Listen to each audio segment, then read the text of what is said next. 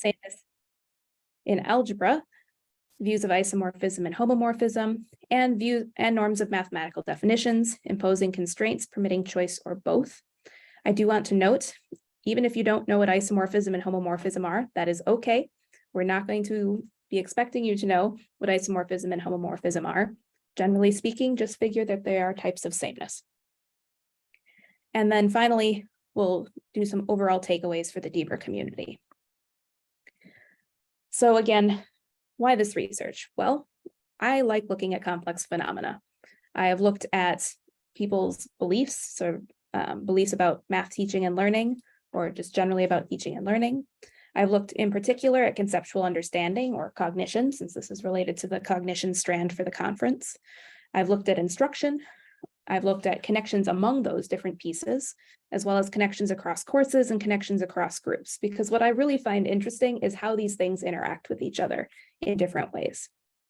And while mostly I have done this research in undergraduate math, I've also made some forays into other areas with some of my colleagues. So why sameness? Well, in math, there's been lots of work on functions, which are a well-defined concept that appear all over the math curriculum. There are particular strands in the Common Core state standards. So people really want to pay attention to what those mean, how students understand them.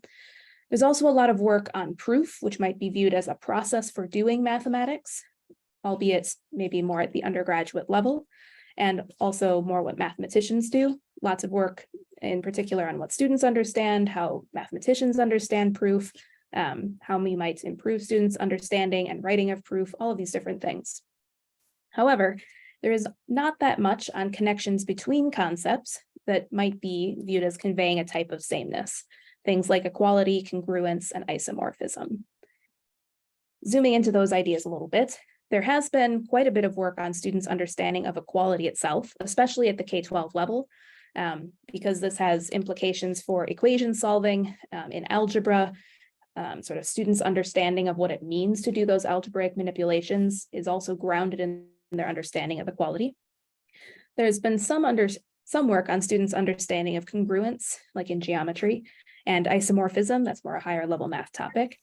But there hasn't been an awful lot on multiple sameness concepts at once. Asghari looked at the notion of equivalence relations, which might be viewed as a type of sameness across the math curriculum. Malyavish and Choker looked at some students' responses to tasks and how maybe this notion of sameness was interfering with what students were understanding they were supposed to be doing. And Miran has looked at notions of equality versus identity and how that might be affecting students' understandings as well. So overall, sort of the guiding question for this project was, what do mathematicians think about sameness? With some sub-questions like, is this an intelligible idea to them? Do they see value in this line of research? Because if they don't see value in this research, if I make some sort of curricular intervention, they're not going to take it up, they're not going to see value in it. So I do want to assess these things before I start doing all sorts of curriculum interventions. And so maybe we should find out what they think. Now, the overall project was, or the data collection for this overall project was, I sent surveys to all four-year college and university math departments that offer abstract algebra. Turns out there's quite a few of them. The participants had taught abstract algebra and/or category theory in the last 5 years. And those are basically, abstract algebra is a junior or senior level math major course. Category theory is really only going to appear in a graduate program. Abstract algebra also is a graduate course. So this is sort of an upper level undergraduate or graduate course, and it's also areas of research for mathematicians. And those survey questions asked about the nature of sameness in math and abstract algebra, understandings of isomorphism and homomorphism, as well as ways that they make connections between concepts in their teaching. In this project, I received 197 survey responses. I also selected 9 research active mathematicians from my respondents for follow-up interviews. And in those follow-up interviews, I focused on their understandings of isomorphism and homomorphism, how they describe the nature of definitions in math, and how they write definitions. And that research active part was important because the goal was, first off, to see how research active mathematicians look at isomorphism and homomorphism. I had previously looked at two instructors who did not do research in abstract algebra and their understanding. So I wanted to see if there was maybe some difference there. But also in terms of the nature of definitions and how they write definitions. If you're research active, this is part of your research practice. And so I wanted them to be sort of actively engaged in this currently. Across all three of these papers, we employed qualitative methods for analysis. And again, sort of the overall goal was to potentially make some connections across math courses. So this first paper is Sameness in Math, a unifying and dividing concept. Overall goal of this paper was to determine how mathematicians characterize sameness. That is to say, I wanted to make a theoretical framework. And now, again, I realize, taking a step back for a moment, that I'm talking to the broader discipline-based education research community. You may not care about the particulars of cognition and mathematics, but hopefully we can all agree, or we can all sort of benefit from looking at it at the way each of us approaches doing our research and see if we can get some benefits from that. I know I've been enjoying attending others' talks as well for that purpose. So I'm going to be sort of zoomed into the analysis, maybe a little bit more than I might be in an average talk. So in particular, that goal was to make a theoretical framework. And so I'm sort of asking the question, how do I analyze conceptual understanding of an undefined concept?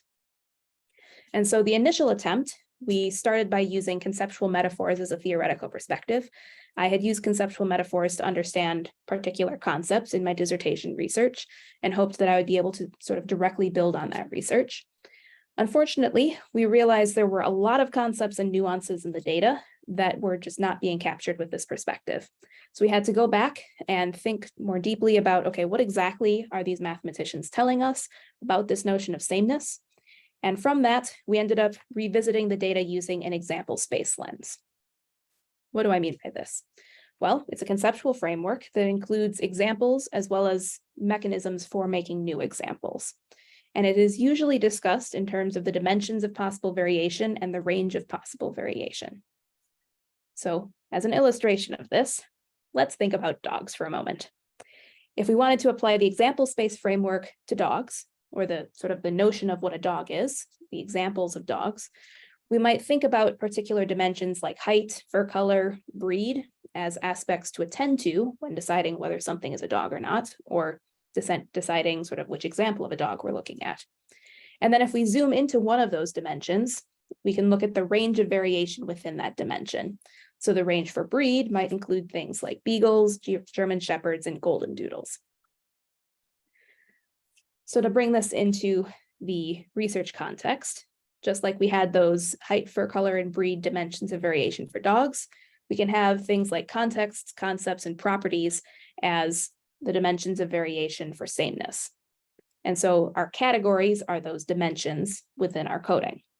Similarly, just as we had those particular breeds illustrating the range of variation, we can do the same sort of thing. Those are going to be our codes illustrating the range of variation within each of these dimensions. So in the contexts example, we could look at things like arithmetic, calculus, and linear algebra, what's going on in those particular, or as examples of contexts. And overall, there were multiple iterations of coding. So basically we went in, we open coded for sameness words and concepts initially, and from that open coding, condensed a bit to create a shared codebook. From there, we took another pass through the data individually, sort of individually coding some number of survey responses using that codebook. After doing that coding, we discussed, came to consensus, and also a number of times ended up revising the codebook slightly to better capture what was going on in the data. Then we would code more responses and sort of repeat that process a few times, continually revising and coming to consensus. At that point, you also have to go back to the beginning and make sure that all of those revisions you made over time have been captured in the original data. So lots of times going through the data. At the end of this process, we realized we still haven't really captured everything that we need to, with some assist from others who are reading our work. And from there, we re-examined our data and ended up adopting the example space framework at this point. And at that point, basically the codes by and large, remained as they were, but they ended up being grouped in a different way. So the categories, those dimensions of variation, were sort of the new components from that example space framework, and then our codes were sort of were grouped accordingly to align with the range of variation. We also had multiple researchers working on this project, which permitted investigator triangulation to be utilized. So we have multiple coders analyzing each survey response to really dig in, increase reliability and validity, and sort of make sure that we're really carefully examining each of these responses. And to do this, we leveraged our collective backgrounds in math education and abstract algebra research. In particular, my background, I have a bachelor's degree in secondary math education, a master's degree in discrete math, a particular area of mathematics, and then my PhD says mathematics on it, but my research, my dissertation was in undergraduate math education. So for the purpose of this study, I was more aligned with a math education research background and got to be sort of the expert leading the team. I was working with 3 graduate students who were math education and math graduate students in the NIU math department. In particular, Brooke Randazzo had some previous experience in math education as an undergrad and was currently doing a dissertation in abstract algebra. So she sort of bridged the 2 categories. Peter Sassman is doing his dissertation in math education and also had a lot of teaching experience. So he brought a lot of that math education into play. And Eric Johnson was almost done with his dissertation in abstract algebra. And so he was bringing a lot of abstract algebra knowledge into play. So the goal was have some folks that are a little bit more zoomed into the abstract algebra context to have that sort of content expertise as well as math education background, so we can sort of leverage what we all bring to the table to really carefully read what those mathematicians had to say. So what came out of this? We extracted 5 dimensions of variation. In particular, contexts, things like arithmetic, calculus, linear algebra, set theory, topology, which you might think of as courses, more or less. Particular concepts that could convey a type of sameness, things like isomorphism, equality, congruence, and other higher level math concepts. Particular objects to which sameness can be applied, things like groups, sets, numbers, functions. Particular properties that may or may not be the same for same objects, things like cardinality, which is more or less the number of objects. The representation, that could be in terms of maybe if I have a picture and I'm rotating it, does that mean I have a different object or are they the same? As well as maybe changes in notation being important to representation. And also notions like dimension, which are similar to cardinality. And finally, we had the quality of sameness, expressing same how. So we could think about the levels of sameness. For example, we might say equality is a stronger type of sameness than isomorphism or congruence. We could also talk about computability. Can I demonstrate this by a mapping or by maybe doing some particular computation to show that these things are the same? And also notions of logical equivalence. Can I make use of a theorem to say, I know that these must be the same because the theorem tells me so? So why is this important? Well, the notion of mathematical sameness was in fact comprehensible to mathematicians. That was sort of that first question we were asking. And the mathematicians gave incredibly nuanced responses, which permitted creating a community example space for sameness. And when I say they had a lot of nuanced things to say, I sent this survey out expecting it to take maybe half an hour, and some people did take half an hour on it. But some folks really spent a lot of time spending an hour, hour and a half. You could see in the sort of time window in Qualtrics, giving just paragraph long responses or multiple paragraph responses to these questions. So it was really fascinating what they were talking about. And what's nice is those nuanced views provide a roadmap for examining students' views, because presumably at least mathematicians have reflected on their understanding maybe a little bit more than students have. So we can get sort of a clear response from the mathematicians, and then we have something to compare to with the students. We can also note that those dimensions of variation give a way to introduce discussions about different types of sameness in a comprehensible way. And so as an example of this has impacted my teaching of linear algebra. In particular, before I had started doing this research, I would often have students claiming that after I do row operations, the matrix that results from that, I have sort of I can be assured that they have the same inverse. If they're row equivalent, they have the same inverse. And that's not something we can really say. At best, we can say that about equal matrices that are square and invertible. So something that I've implemented since doing this work is one of the homework questions that I ask early in the semester when they're just introduced to row operations and equality, matrix equality, is I ask them to list specific attributes that we can be sure are the same when we have row equivalent matrices, two things we can be sure are the same when they have equal matrices, as well as two things that maybe are not going to be the same under row equivalence. And I just make them list one thing that might not be shared under equality because that's a little bit harder. And since doing that, I've had far fewer problems with this sort of thing.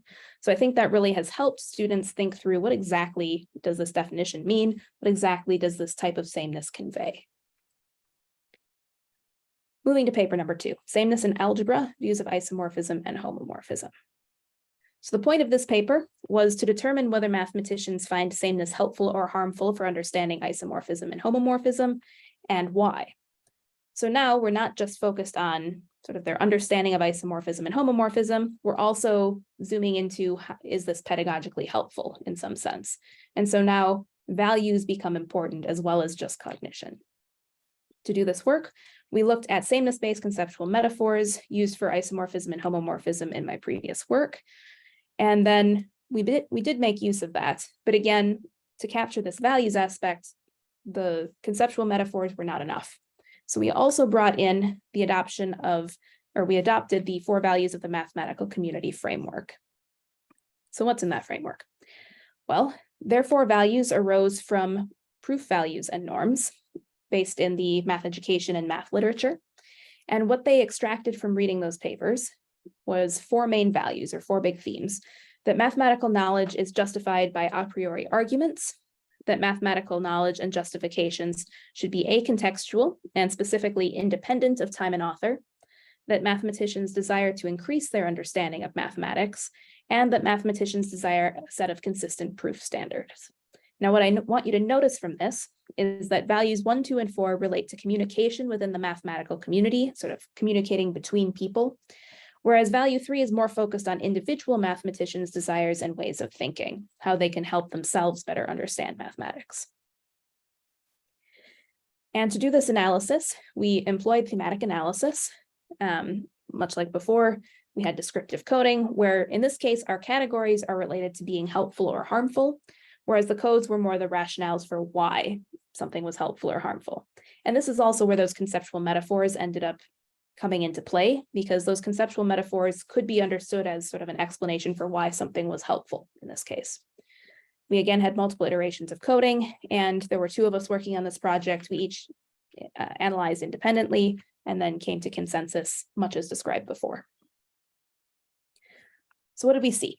Well, sameness was largely viewed as helpful for isomorphism, whereas it was not so helpful for homomorphism. And so if you look at this graph, we see sort of a lot of not harmful and the helpful harmful, so attending to both helpful and harmful aspects with respect to isomorphism, whereas homomorphism, we see some highlighting both helpful and harmful. We also get a lot more of these not helpful and similar ideas, or just things that were hard to interpret in terms of the question.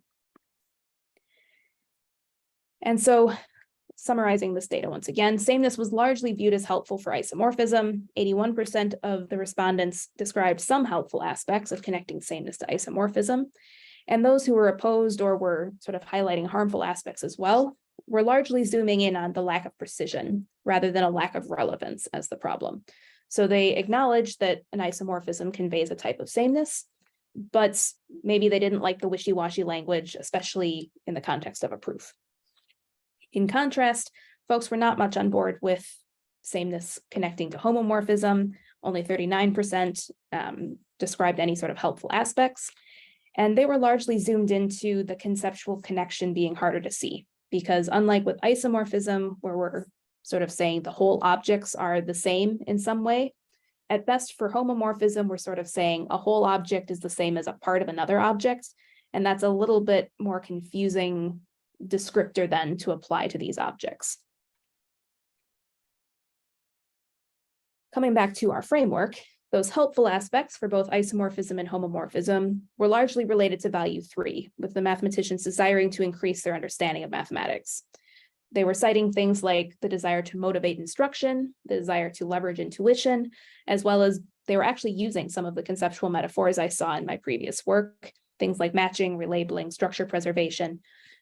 So they were already using some types of metaphors, and so it sort of makes sense that they seem to be conveying something interesting. Whereas the harmful aspects were related to values 1, 2, and 4, which focus on communication within the mathematical community. They are concerned about things like misconceptions, maybe misapplying what exactly is the same, the lack of precision, this notion of context dependence, where maybe in one context these things are the same, but in another they're not, and sort of there's nuances in that should be paid attention to.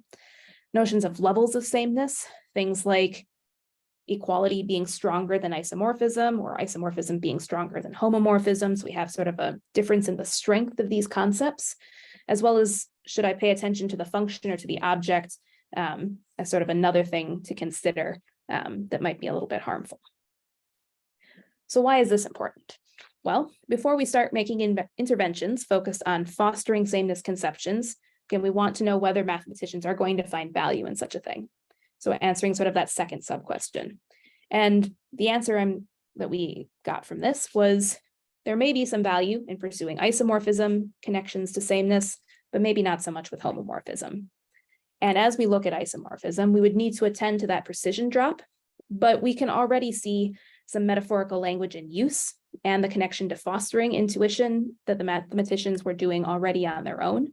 So it's not like we're introducing something brand new. This is already happening to some extent, but there's now a potential to sort of structure this a little bit more clearly. This also gives a potential opening for connecting to other disciplines, because now that we're using, well, are these things the same? We can think a little bit more broadly. So maybe the notion of an equilibrium point conveys a type of sameness in some capacity. What connections could we make between the mathematics involved and the biological or physics implications, for example? And finally, this also makes a potential opening for some explicit conversations about the importance of context. So I'm going to step outside of abstract algebra for a moment to my graph theory class. In particular, I'm teaching discrete math. This is a course for future computer scientists. And one of the questions my students asked this semester was about, does it matter when drawing graphs if I draw them so that the lines cross? And we were learning about isomorphisms in the context of graph theory that day. And so in the context of isomorphism, no, it doesn't matter. But if you go to even different areas of graph theory, something called planar graphs, then it makes a very big difference. In fact, that's the whole point, is seeing, can I draw this graph without crossing the lines? And so this gave me an opportunity to sort of, again, leverage prior work and have an explicit conversation about, okay, in the context of our course where we're focused on isomorphism, no, this doesn't matter. But there are plenty of other contexts in which this would matter. And here's an example of one. Another thing to note here, there's a potential tension between the values focused on precise communication between mathematicians and that value of increasing understanding. Now, this seemed navigable for the mathematicians, who are largely engaging with both helpful and harmful aspects, but there's a need for future work on other values that might be in tension in mathematics, as well as how these tensions might be mitigated or explicitly discussed. For example, one of those values we mentioned earlier related to sort of acontextual proofs and wanting it to be independent of context. So you're sort of encouraged to strip away all of that background to write down this very pure abstract proof. Now, how might this be in conflict with folks who really want to be their whole selves in the classroom, bring their culture to bear on what they're doing? Have we really had these explicit conversations? Maybe this is something to attend to a little bit more carefully. Finally, the third paper, Norms of Mathematical Definitions, Imposing Constraints, Permitting Choice, or Both. The overall goal of this paper was to determine the values and norms underpinning algebraists' writing and use of definitions in research and instruction. And so as we think about the overall goal here, now we're nudging even further towards values, though cognition is still relevant. We're talking about the writing and use of definitions, which is a very mathematical topic, but we also want to see, again, what goes into that, what makes for a good one in the view of the mathematical community. Now, for this paper, we started by looking at that Dawkins and Weber framework just discussed in the previous paper, in the last few minutes, where they had done a similar task in the context of proof. Now, our goal was to do a similar task in the context of definitions. And so we initially looked at that paper, thought maybe this is a good framework, and then realized, okay, actually, it's probably better to use the framework that they used because we're trying to perform a similar task. And this is what led to the adoption of Laudan's triadic network of justification. In particular, this triadic network of justification has three main parts: axiology, which is sort of the values or aims of a field; methodology, the ways that science is conducted or that math is conducted. We're going to relate that to the notion of norms in mathematics. And also the factual claims or theories that can be developed as a result of these methodologies and values. And again, we sort of connect all of these three together. They're mutually influencing each other. This book was originally written in the context of philosophy of science to describe sort of scientific revolutions. And yet we see it's sort of relevant to our area because we're looking to examine this interrelationship of values and norms. Now, unlike the first two papers, where we were focused on the 197 survey responses, this time we're focused on the 9 interviews that were conducted as a follow-up to that survey. Once again, we use similar methodology, thematic analysis, descriptive coding. This time, the categories are the values, and the codes are the norms supporting those values. Again, we have multiple iterations of coding and triangulation. There were 2 of us working on this paper as well. So what did we learn? Value 1 related to clarity in and for communication. Notions like there's norms in mathematics, that we are going to be rigorous and precise, that we want to support our arguments and get at truth by using these definitions, that the norm of precision is perpetuated through teaching. This is something explicitly talked about and helped and scaffolded in instruction. In contrast, that the norm of precision is irrelevant to lay people, they don't care. That we can use definitions as a shorthand, as well as the idea that norms of mathematical communication are sort of communicated through our formatting choices. The second value takes a little bit of a different stance, freedom of choice for the use and creation of definitions. In particular, we saw norms like mathematicians make definitions. They write them purposefully for utility. Definitions permit inspection of relevant features. Definitions arise from and relate to examples. And we highlight this one because only one person talked about it, in contrast to lots of people talking about the norm of precision being continued through teaching. Here, the norm of agency perpetuated through teaching was only mentioned by one person. So again, why should we care? That first value, clarity in and for communication, is similar to the values of Dawkins and Weber's proof-focused work. We saw this emphasis on precision for themselves in research, as well as being shared in their teaching. Everything makes sense. And also, we had this notion that definitions are useful shorthand for mathematicians, though it was a little less clear whether students found that useful. The second value, focused on algebraists' agency, does not have such a clear parallel in prior work. And we especially find it interesting that it was only mentioned as emphasized in teaching by one of our participants, and many of the others said they explicitly did not do this because it's hard to do when they're teaching. 5 minutes. So what do we take away from this? Well, for algebraists, both of these values are supported by a variety of norms that permit the creation of theorems, factual claims, in the research context. But for students and for others, perhaps those of you listening as well, if you only experienced a real emphasis on precision, not agency, in your math classes, then you might get a skewed picture of what it is that mathematicians do. Now, this has a lot of implications. It has implications for recruiting math majors and graduate students. It has implications for how outsiders view math and mathematicians.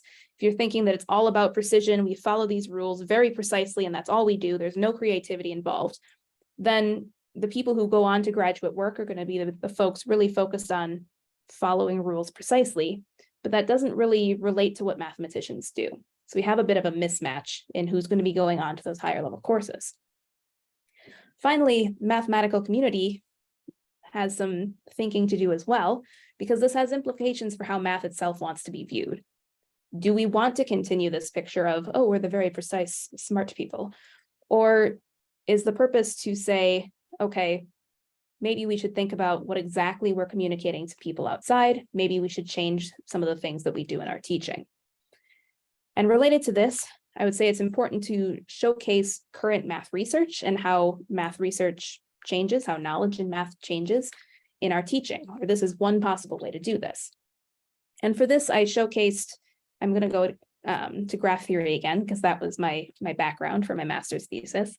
In my master's thesis, I had an opportunity to basically compile research that was being done in India and the Czech Republic, as well as in the United States. Those were sort of the three places that were doing research in this particular new area. And some of these folks didn't know about the research the other folks were doing, didn't realize it was the same thing. And so for me, it was really enlightening to see, oh, yeah, math really is growing very quickly. We have mathematicians doing the same thing, not realizing it because they call it different names. And so now is an opportunity, like the purpose of my thesis was to bring together, oh, here's all this research that's really about the same thing. Now we can all use the same terminology moving forward. But I think it's important to share that with students so that they really do have an understanding that mathematics as a field is living and growing. So across these three papers, we had sort of something of a transition across these papers. The first paper was very cognitive in focus. We were looking at sort of conceptual understanding of sameness. In the second paper, cognition was still important, but we started bringing in values. We made it a little bit more complicated.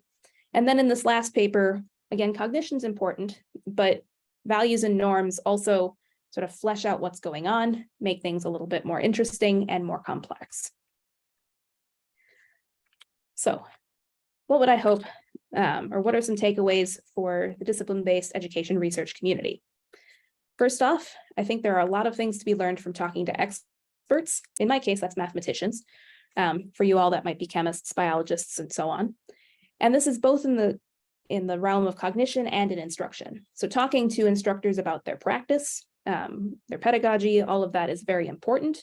But I think there's also value in talking to them about their understanding of particular topics, because at that point, we sort of have a roadmap to compare to. It also can be something that they get really excited about, because now instead of asking about lower level courses where you've taught it a bunch of times, you know it really well, now that we're getting to some maybe more nuanced ideas, maybe they're going to be excited to talk to you too. And this relates also to looking at upper level content. It can be beneficial to look at this upper level content, even if it's not being taken by quite as many students. It's also important to attend to the needs of the communities we serve and recognize how we relate to the populations we focus on in research. In particular, part of this was wanting to make sure there would be some value to mathematicians if we pursue this notion of sameness before doing all sorts of curricular interventions. And also as researchers thinking about how we relate to the populations we're focused on. I'm someone who sort of bridges education and mathematics. I'm somewhat inside the community of mathematics. I'm somewhat outside of it. And the grad students that were working with me had sort of a spectrum of perspectives relative to being members of the mathematical community versus being more members of the math education community. And thinking about our position relative to the folks that we're interacting with, I think is really important for our research. And finally, I think there's a lot of things to be learned from borrowing each other's frameworks and from looking at each other's research approaches. This last paper was using a philosophy of science theoretical framework or framework. And I found that to be very beneficial. Hopefully, from these sorts of conferences, we have opportunities to get a better view of each other's research practices, because our research communities also have different values and norms, different strengths, different things that have been tried over time, and lessons that have been learned that we can share with each other so we don't have to keep reinventing the wheel all the time. Finally, I do want to acknowledge and thank my participants who, again, without their work or without their contributions, this work would not be possible. I want to thank my collaborators, now Dr. Brooke Randazzo at Augustana College, Peter Sassman, a graduate student here at NIU, and Dr. Eric Johnson, now off in industry, as well as the NIU Division of Research Innovation and Partnerships, who sponsored this work. With that, I thank you for listening, and these are the papers that I was discussing in this presentation. I look forward to any questions. Thank you so much for a great presentation. Really appreciate it. We have one question in the chat. Joe, would you like to ask the question out loud? Just unmute yourself. Sure, happy to do it. Thank you for this thoughtful paper. It's an issue I'm very interested in over in the physics side, but it sparked actually two questions in me. One from pulling in opposite directions. The first, a lot of what you're saying about sameness in mathematics sounds to me like what I've been reading about category theory. I'm not a mathematician, but I'm a math appreciator, and I wonder whether that language might be of some use to you in unifying your examples. Yes, and so that was actually part of the reason for not just talking to abstract algebraic, I was sort of hoping to mostly talk to folks who do abstract algebra research and teach those courses. But that's why I also brought in category theorists. I thought what they had to say on this topic might be very helpful. And I did receive some responses from category theorists as well. And they do tend to take a very global perspective and see a lot of notions sort of like the purpose is to sort of unify mathematics by saying these large categories are acting in a similar way. And that's why we're grouping things in this way. So yes, in the sense of bringing in what category theory has to say, yes, it's incredibly important to do that. And I was trying to do that in this work. Part of the sort of follow-ups to this is trying to make it a little bit clearer what exactly some of the work in category theory is doing, so that people who have not done category theory research can maybe extract some of these ideas. Though I wouldn't say everything that we talked about in the framework is exactly paralleled in category theory. I'm not sure if I exactly. Oh, that's great.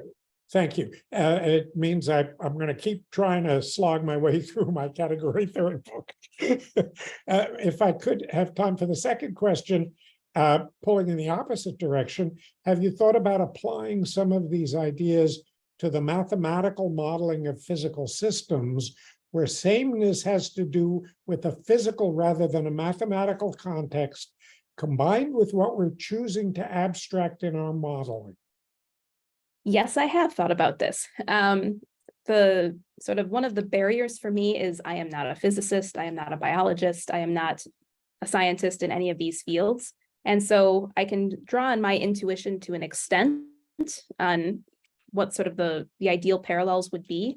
But that is intended future work, is trying to collaborate with folks in other areas to see what are some of these ways that we could maybe connect across our disciplines in an effective way. So if you are interested in such things, I am all ears and very much excited to talk with you.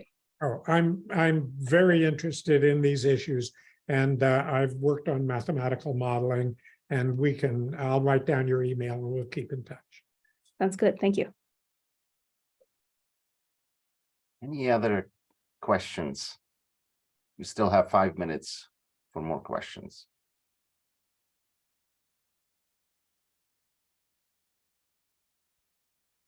Okay. So maybe I'll ask one, if you don't mind. Where do you see your research going from here? So along a few different directions. One of them actually relates to what Joe was talking about in terms of making connections to science and or engineering, seeing what applications there are, what ways we might be able to connect what's going on in the math courses that are perhaps required for majors in these different areas, to what they're seeing maybe applied in different ways. Another relates to sort of taking a step back in terms of the values aspect and thinking about, as someone partially inside the mathematics community, are mathematicians conveying the ideas they want to be conveying? And how could we basically, how are those values and norms of the community being conveyed to graduate students, to math majors, to freshmen taking courses, and how might we maybe reflect a little bit more carefully on that so as to be a little bit more welcoming to folks across STEM and across the university. Okay, thank you.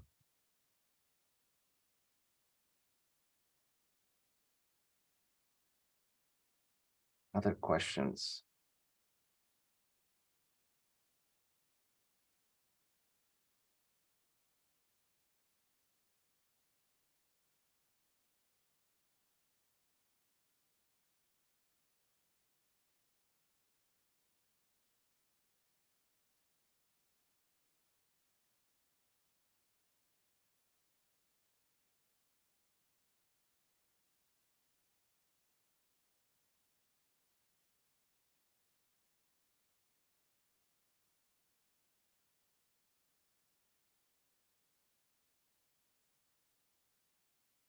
There is a question from Brian Couch. Brian, do you want to unmute yourself? And Oh, If nobody else wants to ask a question, I can keep going. so Brian has one, and then we can circle back to you.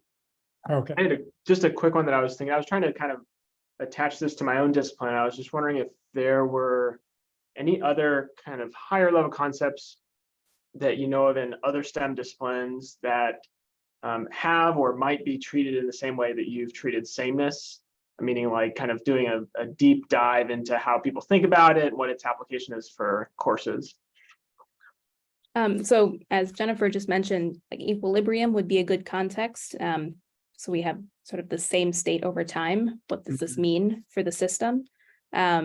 And there can be, there's other ways that sameness might appear across these different concepts in science and engineering. I could see doing a similar thing also with notions of things like closeness. What does it mean to be close enough? Which is something that relates maybe a little bit more to analysis in mathematics, which is a little bit less my area of expertise, but I can see how there would definitely be connections, especially to engineering or to physics, and so on, saying my model is good enough, therefore this is reliable, this is interesting, this is good for my purposes. So I do see this as sort of a model for doing similar analyses with other, call it wishy-washy words, but that appear in various ways that we define precisely for particular contexts. Well, thanks. Joe, we have one more minute if you had another question. Okay, and playing on that, there are, for example, in the sciences and the other STEM fields, in computer science, there are 3 different kinds of equality.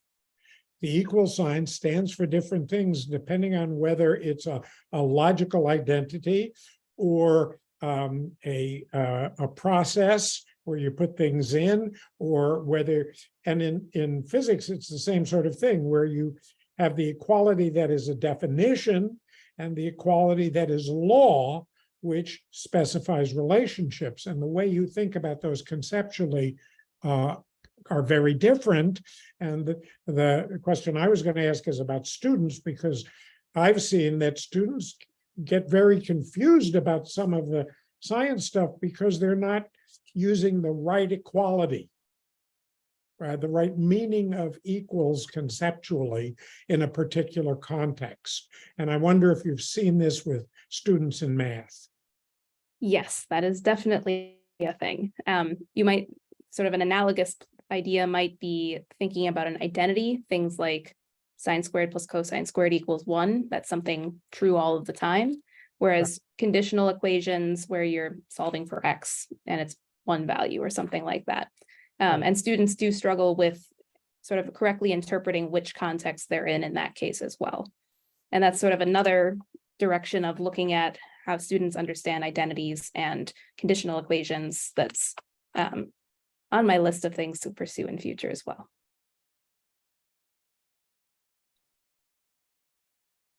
One last question in the chat. Jessica, would you like to unmute yourself and ask it? Not really a question. It was just building off of, I think, what either Rachel or Brian said about closeness and kind of like trying to see how that plays out in chemistry. And I think similar to what Joe was just talking about, there's like a heterogeneity of meaning of closeness that's relevant in chemistry, like similarity, but also like distance. And so I was just kind of thinking about that. And thank you so much for your very interesting talk. Thank you. And I like this example. I like building this library of examples to think about. Thank you. Okay, well, thank you, everyone. Thank you for the great presentation. And we now have a 15-minute break